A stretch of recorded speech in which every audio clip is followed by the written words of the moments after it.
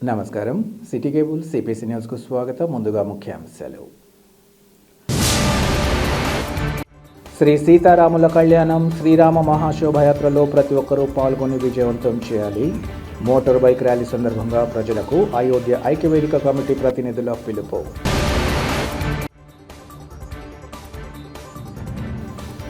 Revenue సమస్యల పరిష్కారమే ధ్యేయంగా ఏర్పాటు చేసిన రెవెన్యూ క్లినిక్లను సద్వినియోగం చేసుకోవాలి. ప్రజలకు కలెక్టర్ డాక్టర్ శ్రీధర్ చెరుకూరి సూచన.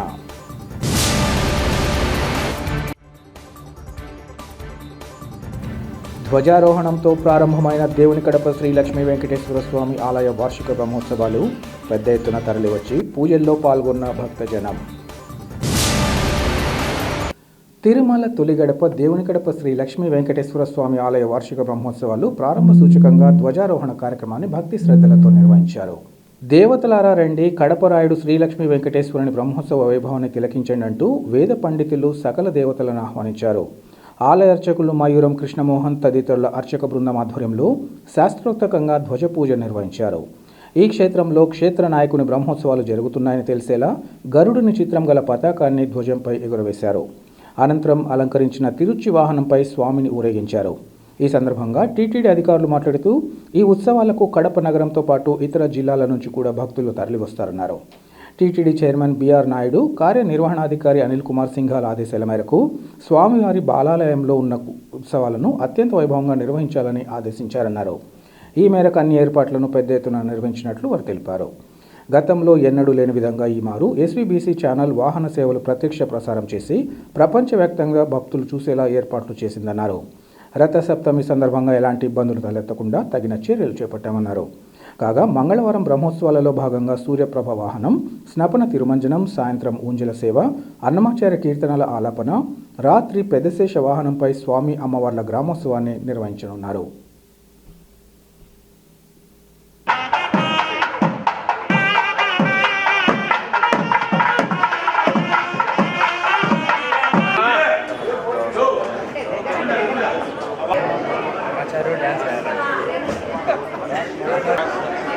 చక్రం పట్టుకున్నాం ఇంకా ఇద్దరు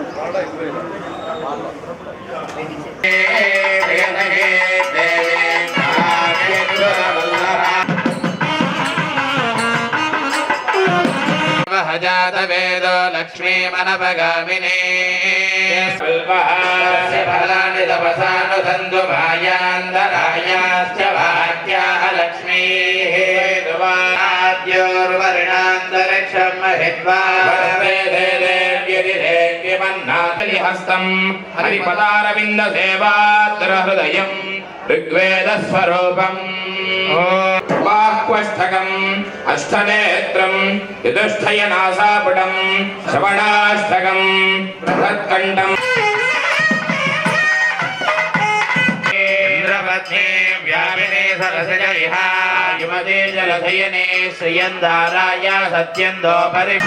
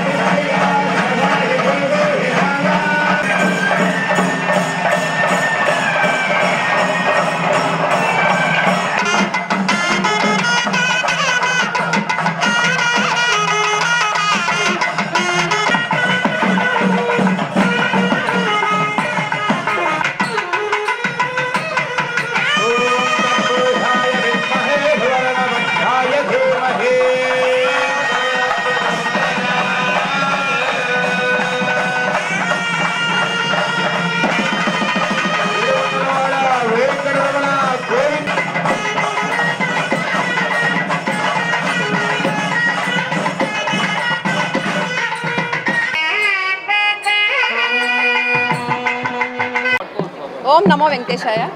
ఈరోజు మన తిరుమల తొలిగడప మన దేవుని గడపలో బ్రహ్మోత్సవాలు ధ్వజారోహణతో ఈరోజు నిన్న అంకురార్పణతో మొదలయ్యి ఈరోజు ధ్వజారోహణతో కార్యక్రమం అంగరంగ వైభవంగా మొదలుపెట్టడం జరిగింది.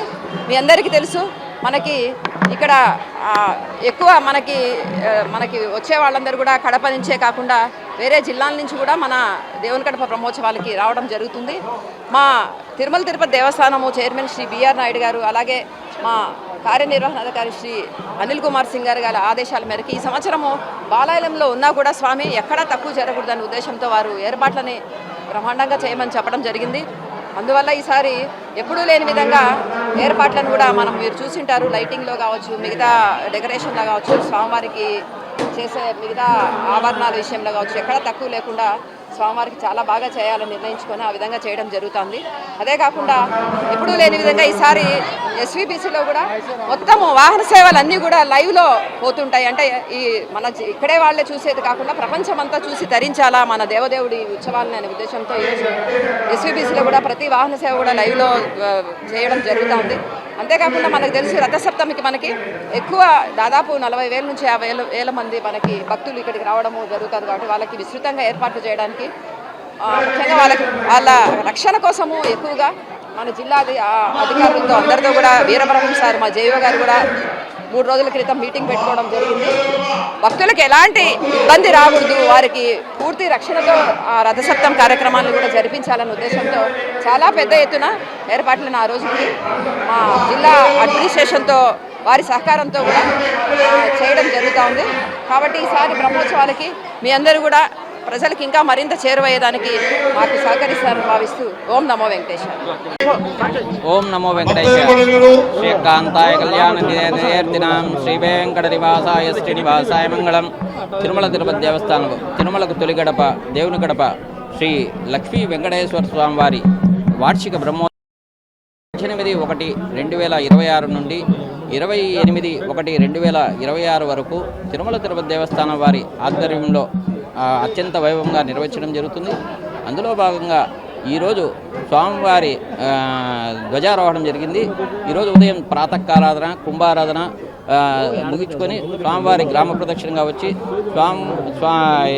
ముక్కోటి దేవతలను స్వామివారి రథోత్సవంలో పాల్గొనే విధంగా ధ్వజారోహణానికి ఆహ్వానం పలుకుతూ ధ్వజారోహణం జరిగింది. సాయంకాలం నుంచి ఈ రోజు నుంచి వాహనాలు మొదలవుతాయి. కావున భక్తాదులందరూ ఈ వాహన సేవలో పాల్గొని కోరుచున్నాం. రెవెన్యూ సమస్యల పరిష్కారమే ధ్యేయంగా రాష్ట్ర ప్రభుత్వం ఏర్పాటు చేసిన రెవెన్యూ క్లినిక్లను ప్రజలు సద్వినియోగం చేసుకోవాలని కలెక్టర్ డాక్టర్ శ్రీధర్ చిరుకూరి సూచించారు. కలెక్టరేట్ సభాభవనంలో ఈరోజు ప్రజా ఫిర్యాదుల పరిష్కార వేదికతో పాటు రెవెన్యూ క్లినిక్లకు సంబంధించి ప్రత్యేక కౌంటర్లను జిల్లా యంత్రాంగం ఏర్పాటు చేసింది. ఈ సందర్భంగా కలెక్టర్ మాట్లాడుతూ రాష్ట్ర ప్రభుత్వం రెవెన్యూ సమస్యల కోసం రెవెన్యూ క్లినిక్లను ఏర్పాటు చేసి అర్జీలను స్వీకరించడం జరుగుతుందన్నారు.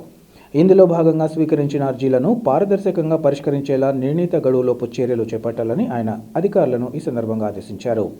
అనంతరం అర్జీదారుల సమస్యలను సావధానంగా వింటూ అర్జీలను స్వీకరించిన జిల్లా collector doctor Sridhar Cherukuri revenue క్లినిక్లు ప్రజా ఫిర్యాదుల పరిష్కార వేదికలో భాగంగా ప్రజల అర్జీలను స్వీకరించి పారదర్శకంగా జవాబుదారీతనంతో పరిష్కరించేందుకు చర్యలు చేపడుతున్నామన్నారు. రెవెన్యూ క్లినిక్లో భాగంగా జిల్లా కలెక్టర్తో పాటు special deputy collector Sirisha, section పర్యవేక్షకులు మదన్ మోహన్ రెడ్డి తదితరులు అర్జీలు స్వీకరించి పరిష్కార నిమిత్తం సంబంధిత అధికారులకు సిఫార్సు చేశారు. ఈ కార్యక్రమంలో కలెక్టరేట్ ఏవో తదితరులు పాల్గొన్నారు.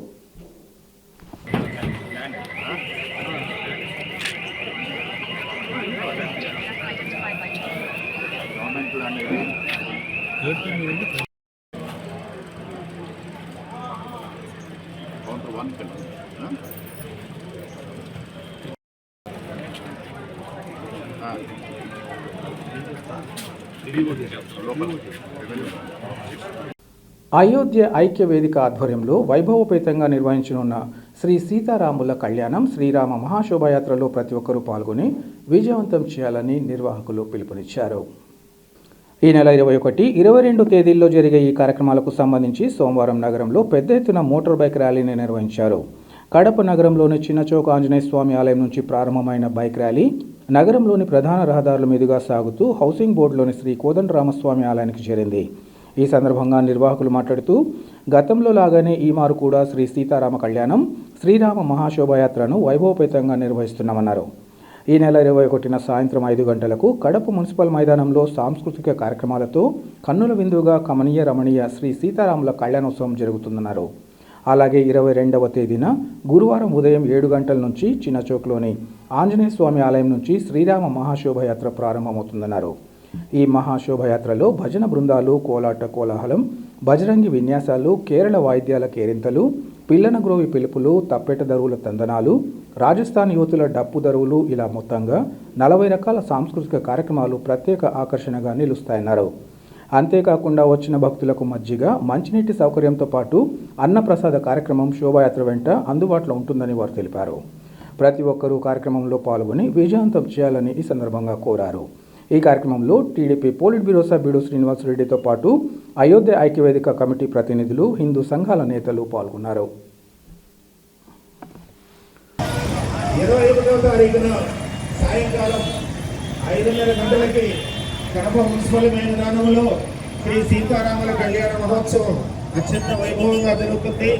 22వ తారీఖున ఉదయం 7 గంటల నుంచి చిన్నచౌక ఆంజనేయ స్వామి గుడి నుంచి హౌసింగ్ బోర్డు కాలనీ రామాలయం వరకు శోభాయాత్ర జరుగుతుంది. ఈ కార్యక్రమంలో కడప ప్రజలందరూ కూడా పాల్గొని విజయవంతం చేసి ఆ శ్రీరామచంద్రుని కృపకు పాత్రులు కావాల్సిందిగా జై శ్రీరామ్. జై శ్రీరామ్. ఎస్ఐ గారి జీప్ వెళ్తుంది. జీప్ వెంటనే డీజే వెళ్ళాలి. డీజే తర్వాత మన వాహనాలన్నీ కూడా వెళ్ళాలి. దయచేసి కూడా ముందుకు పోయేది. డీజే బాబు ప్రారంభించమండి మీరు.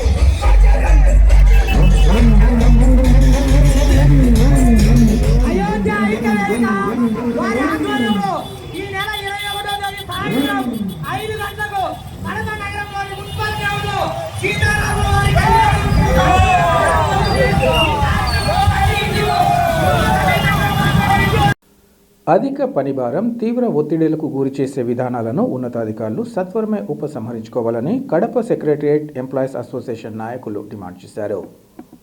సచివాలయ హెల్త్ సెక్రటరీ విజయ్ కుమారి మృతిపై వైద్య శాఖ ఉద్యోగులు కార్పొరేషన్ కార్యాలయం ఎదుట ఆందోళన చేపట్టారు. ఈ సందర్భంగా వారు మాట్లాడుతూ విజయ్ కుమారి మృతికి ఉన్నతాధికారుల ఒత్తిళ్లే ప్రధాన కారణమన్నారు.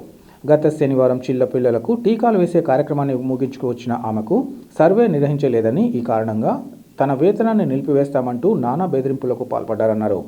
సచివాలయ సిబ్బందికి అనేక సర్వేలు అంటగడుతూ వాటిని పూర్తి చేయాలని ఇబ్బందులకు గురి చేయడం తగదన్నారు.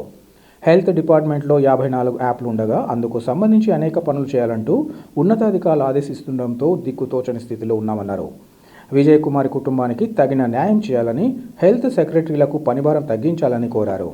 అనంతరం మున్సిపల్ కమిషనర్ మనోజ్ రెడ్డి మాట్లాడుతూ విజయ్ కుమారి మృతిపై విచారించామని, ప్రధానంగా అనారోగ్య సమస్యలతో ఆమె మృతి చెందిందని ప్రాథమికంగా తెలిసిందన్నారు.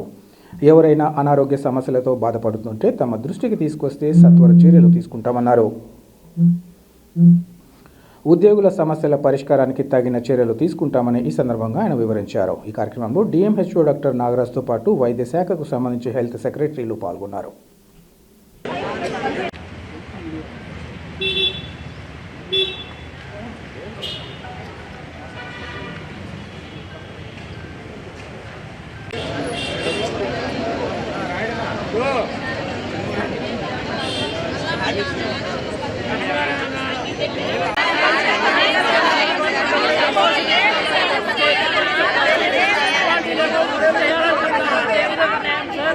మాకు సంబంధం లేదంటే ఇది అది రెండు ఛాలెంజ్ చేయలేము కదా సార్. ఆ క్లస్టర్స్ రేషనలైజేషన్ అంటే మేము లోకల్గానే మీకు అడ్మిన్స్కి ఎడ్యుకేషన్ సెక్రటరీ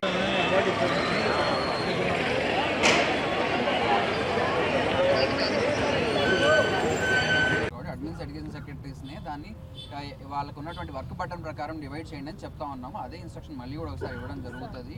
ఎందుకు అని అంటే లోకల్గా ఎవరికి కూడా తప్పకుండా కన్సిడర్ చేస్తాము. మీరందరూ కూడా మీ విధుల్లోకి వెళ్ళి జాయిన్ అవ్వండి. ఏవైతే పాయింట్ డిస్కస్ చేసామో రిప్రజెంటేషన్ కూడా ఇచ్చారు. ఆ రిప్రజెంటేషన్ అన్నిటి మీద కూడా ఫర్దర్ తీసుకోవాల్సిన యాక్షన్ తీసుకుంటాను. ఏం చేయగలమన్నది వాళ్ళు రావాల్సినటువంటి వాళ్ళ ఇంట్లో కంపాషనేట్ అపాయింట్మెంట్ కావచ్చు, అదర్ బెనిఫిట్స్ ఏవైతే ఉన్నాయో వాటన్నిటి తొందరగా ప్రాసెస్ చేస్తాము. అదేవిధంగా డిఎంహెచ్ఓ గారు కూడా వాళ్ళ సైడ్ నుండి చేయడానికి రెడీగా ఉన్నారు. దాన్ని డిస్కస్ చేయడానికి ఇక్కడికి వచ్చారు. వెంటనే ఇది ఇక్కడ అందరూ దేశాన్ని రిప్రజెంట్ చేయడానికి వచ్చారని తెలుసుకొని సో తప్పకుండా దీంట్లో ఉన్న వాటిని ఇష్యూస్ అన్నిటిని రిజాల్వ్ చేయడానికి ట్రై చేస్తాము. మీరందరూ కూడా దయచేసి please go get back to work. Vijay Kumari అనే ఆమె మా తోటి సహ ఉద్యోగి. ఆమె శనివారం రోజు ఇమ్యునైజేషన్ చిన్నపిల్లలకు టీకాలు వేసి పని ముగించుకొని ఇంటికి వచ్చిందండి. ఇంటికి వచ్చిన తర్వాత అధికారులు ఫోన్ చేసి నువ్వు సచివాలయం సర్వే చేయలేదు కాబట్టి నీకు సాలరీ ఆపేస్తున్నాము, ఇప్పుడు అర్జెంటుగా నువ్వు కార్పొరేషన్ ఆఫీసర్ దగ్గరికి రావాలి, కమిషనర్ గారికి మీ మీద కంప్లైంట్ చేస్తామని ఆమె మీద ఒత్తిడి బాగా పెంచున్నారు. 1 గంట సేపు దీని గురించి ఆమె చర్చ పెట్టి గట్టిగా అరిచినారంట. దానివల్ల ఆమె హై బీపీ పెరిగిపోయి ముందే ఆమెకు కొంచెం హెల్త్ ఇష్యూ ఉంది. కానీ దీనివల్ల ఎక్కువ ఆలోచన చేసి ఆమె ఆదివారం రోజు తెల్లవారుజామున చనిపోయింది. దీనికి వాళ్ళ కుటుంబ సభ్యులు ఖచ్చితంగా ఇది అధికారుల దుర్వినియోగంతోనే వాళ్ళు పని ఒత్తిడి పెట్టడం వల్లనే ఆమె హార్ట్ అటాక్ వచ్చి చనిపోయింది. యూనిఫైడ్ ఫ్యామిలీ సర్వేని కొత్తగా సర్వే వచ్చింది సార్. అలాగే అప్డేటెడ్ ఈకేవైసీ అని చాలా సచివాలయం నుంచి చాలా సర్వేలు ఉన్నాయి. ఒకటేని మేము చెప్పలేము, లెక్కలేని సర్వేలు ఉన్నాయి. అదేవిధంగా హెల్త్ డిపార్ట్మెంట్ నుంచి కూడా ఇప్పుడు ఎన్సిడి క్యాన్సర్ సర్వే జరుగుతుంది. ప్రతిదానికి ఓటీపీ లేకుండా ఏ సర్వే ముందుకు జరగదు సార్. చూడండి, ఇది మా health department survey sir. NCDCD, ఆవా జనరేషన్, ఆర్బీఎస్కే, టోఫీ, ఇప్పుడు ముఖ్యంగా ఆర్బీఎస్కే జరుగుతుంది సార్. చిన్నపిల్లలకు పోయి స్కూళ్ళలో స్క్రీనింగ్ చేయాలి. ఆ ఒత్తిడి మాకు చాలా ఎక్కువ ఉంది. దాని మీద ఆ పని చేస్తుంటే ఈ పని చేయండి అంటారు, ఈ పని చేస్తే ఆ పని చేయండి అండి. 2 పక్కల మేము పని చేయలేక చాలా ఒత్తిడికి గురవుతుంది. ఆమెకే కాదు చాలా మందికి ఇదే ఇబ్బంది ఉంది. ఇప్పటికే బాగుండే వాళ్ళకి అందరికి బీపీ షుగర్లు కూడా వచ్చేసినాయి. కాబట్టి మమ్మల్ని అందరినీ ఒక డిపార్ట్మెంట్ పని మాత్రమే అప్పగించి మాకు 54 యాప్లు ఉన్నాయి సార్ హెల్త్ డిపార్ట్మెంట్లో. అదేవిధంగా ఈ గ్రామవార్డు సచివాలయం నుంచి కూడా 10-15 సర్వేలు ఉన్నాయి. ఏ సర్వే మేము చేయగలం? ఒక మనిషి 50 సర్వేలు చేయగలరా? మేము మనుషులమే కదా. కాబట్టి మమ్మల్ని మదర్ డిపార్ట్మెంటే కలపాలి, మాకు న్యాయం చేయాలని, ముఖ్యంగా ఈ విజయ్ కుమారి కుటుంబానికి న్యాయం జరగాలని మేము కోరుకుంటున్నాం. సంగీత గౌజ్ నగర్ సచివాలయంలో ఒక అన్ఫార్చునేట్ ఇన్సిడెంట్, హెల్త్ సెక్రటరీ అక్కడ చనిపోవడం జరిగింది. దానికి కారణం మేము ఎంక్వైరీ చేయడం జరిగింది. అందులో భాగంగా హెల్త్ ఇష్యూస్ ఉన్నాయి. ఆవిడకి హార్ట్ ప్రాబ్లమ్స్ అవి ఉండడం వల్ల కొంచెము ఎక్కువ హెల్త్ ఇష్యూస్ ఉన్నాయి ఈ మధ్య కాలంలో. కాకపోతే మెడికల్ లీవ్ అలాంటి ఏదన్నా పెట్టకుండా తను అన్ఆథరైజ్డ్ ఆబ్సెన్స్లో ఉన్నారు. ఆ టైంలో వెళ్ళినటువంటి అక్కడ సూపర్వైజరీ ఆఫీసరు ఆఫీస్కి ఎందుకు రాలేదని కొంచెం అడగడం జరిగింది. దాన్ని కొంచెము ఎక్కువ గాబరా పడినట్లున్నారు ఆవిడ. ఏదైనా యాక్షన్ తీసుకుంటారేమో అని కొంచెం భయపడినట్టున్నారు. ఆ హెల్త్ ఇష్యూ దానివల్ల అగ్రివేట్ అయ్యింది. దానివల్ల చనిపోవడం జరిగిందని అక్కడ ఉన్నటువంటి ఫ్యామిలీ మెంబర్స్ చెప్తా ఉన్నారు. మేము ఉన్నటువంటి వాళ్ళని అందరినీ ఎంక్వైరీ కూడా చేయడం జరిగింది. కొంచెం అక్కడ అన్ఆథరైజ్డ్ ఆప్షన్స్ అవి ఉండడం వల్లనే అడిగాము, అంతే తప్పిస్తే అంతకన్నా ఏమీ అడగలేదు అని ఎంక్వైరీ ఆఫీసర్ సూపర్వైజర్ ఆఫీసర్ చెప్తా ఉన్నారు. ఏదేమైనా కానీ హెల్త్ ప్రాబ్లమ్స్ ఉన్న వాళ్ళందరినీ కూడా మా దృష్టికి తీసుకొని రావాలని కేస్ టు కేస్ బేసిస్ వాటన్నిటినీ కూడా వాళ్ళకి ఇండివిజువల్ ఎంప్లాయీ బేసిస్ మీద వాళ్ళకు ఉన్నటువంటి హెల్త్ రిపోర్ట్స్ కానీ వాటిని తీసుకొని ఇండివిజువల్ కేస్ బేసిస్ మీద వాళ్ళ పర్మిషన్స్ అవి ఇస్తాము. సో సచివాలయం ఎంప్లాయీస్ కూడా తప్పకుండా వాటిని మీ దగ్గరే పెట్టుకొని సఫర్ అవ్వకుండా ఏదైనా ప్రాబ్లం ఉన్నప్పుడు మా దృష్టికి తీసుకొని వస్తే తప్పకుండా వాటికి మీకు వెసులుబాటు కల్పించడము, మీ పని ఇంకోరిని షేర్ చేసుకోమని చెప్పడం ఇలాంటివన్నీ చేస్తామని కూడా వాళ్ళకి చెప్పడం జరిగింది ఈరోజు వచ్చినటువంటి ఎంప్లాయీస్ అందరికీ కూడా. సో అదేవిధంగా నెక్స్ట్ వచ్చే ఫ్యూ డేస్లో కూడా ఏవైనా కానీ వాళ్ళు ఇచ్చిన రిప్రజెంటేషన్స్ మీద కూడా ముందరికి ఏదైనా యాక్షన్స్ తీసుకోవడం జరుగుతుంది. సో ఈ కేసులో కూడా వెంటనే ఆ ఫ్యామిలీకి రావాల్సినటువంటి మట్టి ఖర్చులు కూడా వెంటనే అందజేయడం జరిగింది. అదేవిధంగా ఇంకా వాళ్ళకి రావాల్సిన కంపాషనేట్ అపాయింట్మెంట్ కానీ అదర్ సర్టిఫికేట్స్ ఏవైనా death certificate, family member certificate ఇలాంటి వాటన్నిటిలో కూడా వాళ్ళకి తొందరగా రావడానికి హెల్ప్ చేస్తామని కూడా వాళ్ళ ఫ్యామిలీ మెంబర్స్కి చెప్పడం జరిగింది. సో ఈ విషయంలో మేము యాక్టివ్గా ఉండి గవర్నమెంట్ తరఫు నుంచి కలెక్టర్ గారు కూడా వెంటనే దీనికి సంబంధించి వాళ్ళకి సపోర్ట్ చేయమని చెప్పడం జరిగింది. సో దాని విధంగా ముందరికి వెళ్తాము. నిన్న ఒక అన్ఫార్చునేట్ ఇన్సిడెంట్, విజయ్ కుమారి అనే ఏఎన్ఎం డెత్ కావడం జరిగింది. ఆమె దాదాపు ఒక 2 months ముందు నాకు రిప్రజెంట్ చేయడం జరిగింది. సార్ ఇట్లా నాకు డిసీజ్ ఉంది అన్ని రిపోర్ట్ చేస్తే నేను ఆమెకి వాళ్ళ ఇంటి దగ్గరే వర్క్ చేసుకోవడానికి వేరే ఏఎన్ఎం కూడా ఈమె యాక్చువల్గా పాత కడప అయితే గౌస్ నగర్లో ఉంటాను సార్ అంటే గౌస్ నగర్కే మేము వేరే పాత కడపకి వేరే ఏఎన్ఎంను పంపించి ఈమె అడిగిన గౌస్ నగర్కి ఈమెను వర్క్ చేసుకోమని చెప్పడం జరిగింది. ఆల్రెడీ నేను అప్పటికీ చెప్పాను, అమ్మ మెడికల్ లీవ్ కూడా మీరు తీసుకోండి, మీరు చూస్తూనే సిగ్గా ఉన్నారు, మీరు బాగా సిగ్గా ఉన్నారు, మెడికల్ లీవ్ తీసుకోండి అని చెప్పాను. ఆల్రెడీ ఆమె మెడికల్ లీవ్ అవైల్ చేసుకునింది.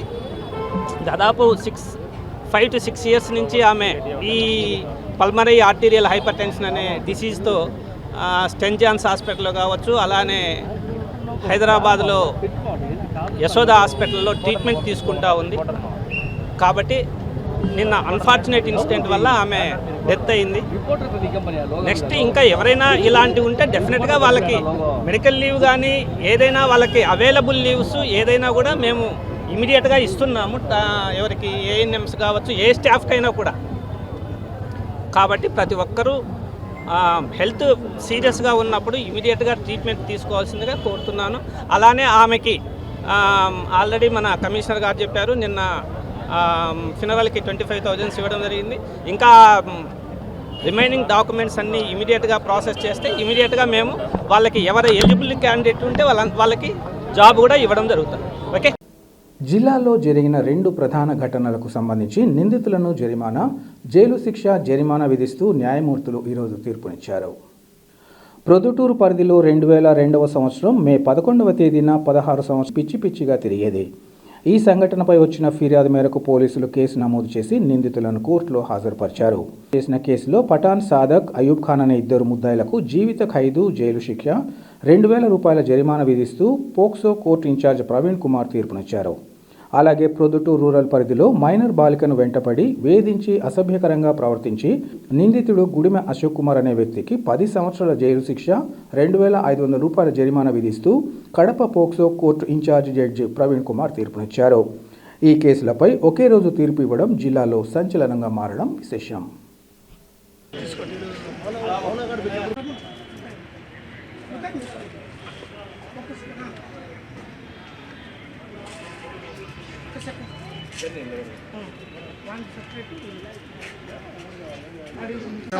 ఎందుకు ముందు పోతావు? జూమ్ పోదా?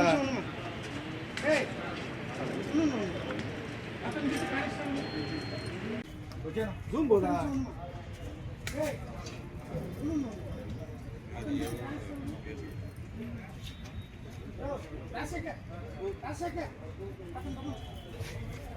తమ్ముడు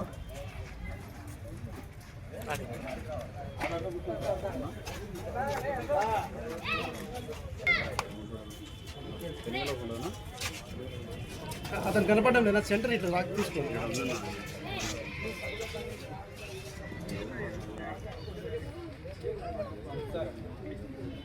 రా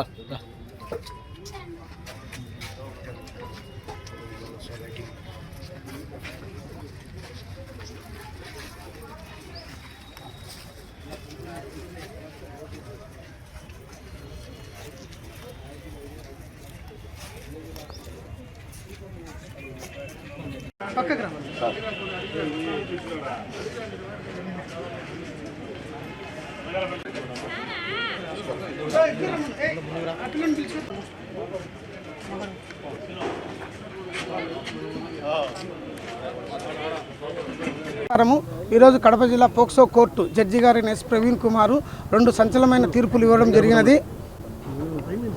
పొద్దుటూరు పట్టణంలో 2022 సంవత్సరంలో ఒక అనాథ బాలిక 16 సంవత్సరాలుగా అనాథ బాలిక వీధిన భిక్షాటన చేస్తూ జీవనం గడుపుతున్న పాపని ముద్దాయిలైన నలుగురు ముద్దాయిలు ఆ అమ్మాయి మానసిక పరిస్థితి బాగాలేకుండా ఉంటే CDPO child development project officer అయిన హైమావతి వారు గుర్తించి ఆ అమ్మాయికి ఆశ్రయం కల్పించి పోలీస్ కేసు పెట్టగా 4 ముద్దాయిలు మీద కేసు ఛార్జ్షీటు పొద్దుటూరు పోలీసు వారు ఛార్జ్షీట్ నమోదు చేస్తారు. కోర్టులో విచారణ 21 మంది సాక్షులు విచారించి కోర్టు వారు వాళ్ళిద్దరికి 4 ముద్దాయిల్లో ఇద్దరి మీద నేరం నిరూపణ అయింది సహాయం అందించాలనే ఉద్దేశంతో సామాజిక దృక్పథంతో జడ్జి గారు ఆ అమ్మాయికి కలెక్టర్ గారి ద్వారా 5 లక్షల రూపాయలు పరిహారం, కడప కలెక్టర్ ద్వారా 10 లక్షల రూపాయలు పరిహారం అందించాలని, అలాగే ఆ అమ్మాయికి ఒక ఇల్లు 2 సెంట్లలో ఇల్లు కట్టించి ఇవ్వాలని, వీలైతే ఆ అమ్మాయికి అవుట్సోర్సింగ్ పద్ధతిలో ఆ అమ్మాయికి ఒక ఉద్యోగం ఇప్పించాలని కోర్టు వారు ఆదేశాలు జారీ చేసినారు. వార్తలు ముగించే ముందు ముఖ్యాంశాలు మరోసారి. శ్రీ సీతారాముల కళ్యాణం శ్రీరామ మహాశోభయాత్రలో ప్రతి ఒక్కరూ పాల్గొని విజయవంతం చేయాలి. మోటార్ బైక్ ర్యాలీ సందర్భంగా ప్రజలకు అయోధ్య ఐక్యవేదిక కమిటీ ప్రతినిధుల పిలుపు.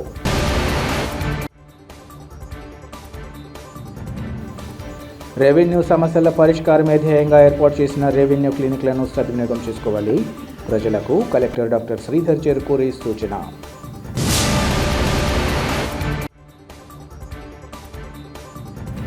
ధ్వజారోహణంతో ప్రారంభమైన దేవుని కడప శ్రీ లక్ష్మీ వెంకటేశ్వర స్వామి ఆలయ వార్షిక బ్రహ్మోత్సవాలు పెద్ద ఎత్తున తరలివచ్చి పూజల్లో పాల్గొన్న భక్తజనం. సిటీ కేబుల్ CPS న్యూస్ ఇంతటితో సమాప్తం. నమస్కారం.